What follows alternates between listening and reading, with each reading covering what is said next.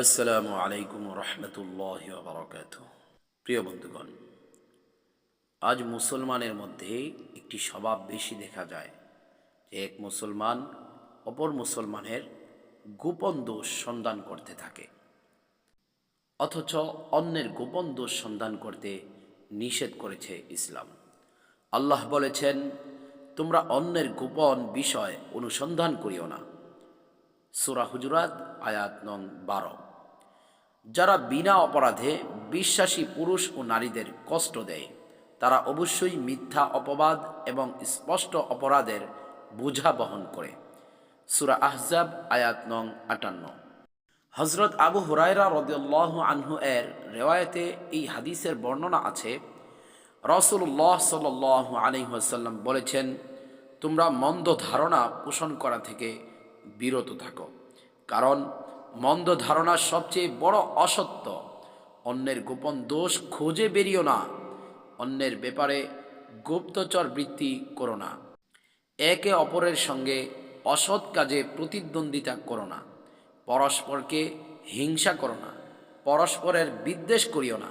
একে অন্যের বিরুদ্ধে শত্রুতা পোষো না। তোমরা আল্লাহর বান্দা, ভাই ভাই হয়ে যাও, যেমন তিনি তোমাদের আদেশ দিয়েছেন। তিনি আরও বলেছেন, এক মুসলমান আরেক মুসলমানের ভাই। এ ব্যাপারে হাদিসে উল্লেখ আছে, আল মুসলিমু আখুল মুসলিম, এক মুসলমান আরেক মুসলমানের ভাই।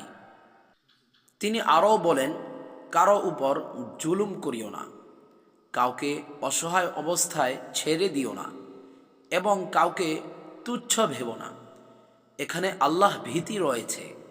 তিনি নিজের বুকের দিকে ইঙ্গিত করলেন, কোনো মুসলমান ভাইকে তাচ্ছিল্য করা মন্দ হওয়ার জন্য যথেষ্ট।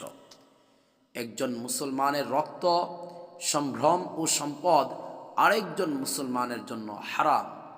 নিশ্চয়ই আল্লাহ তোমাদের শরীর ও আকার আকৃতি দেখেন না, বরং তোমাদের হৃদয় ও কর্ম দেখেন।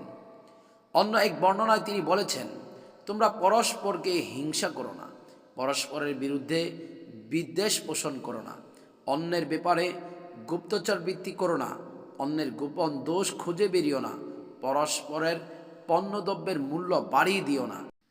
অন্য আরেকটি বর্ণনায় আছে, তোমরা পরস্পরের সঙ্গে সম্পর্ক ছেদ করো না, একে অন্যের বিরুদ্ধে শত্রুতা রেখো না, পরস্পরের বিরুদ্ধে বিদ্বেষ পোষণ করো না, পরস্পরকে হিংসা করো না। তোমরা আল্লাহর বান্দা, ভাই ভাই হয়ে যাও।